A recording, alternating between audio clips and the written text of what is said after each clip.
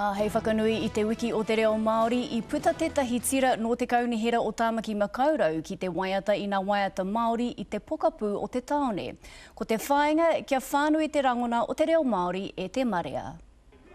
Ko te reo ka kitea, ko te reo ka rangona, te tua papa o ngā mahi whakanui I te wiki o te reo Māori a te kaunihera o Tāmaki Makaurau. Haere tātou I roto o te Queenie, te tiriti o Queen Street. Kore tātou rongo e ki te rani tō tātou reo. Nā, hei reira we tahe no a mātou kaupapa e whakanui a kei reira. Ko Tāmaki mātou.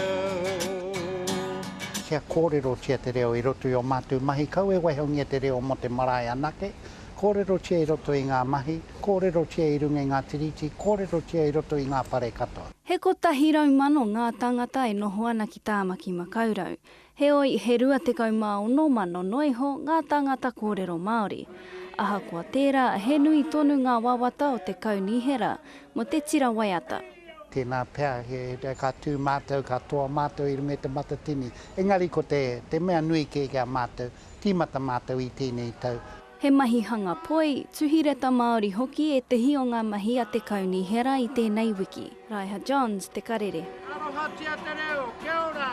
Kia ora!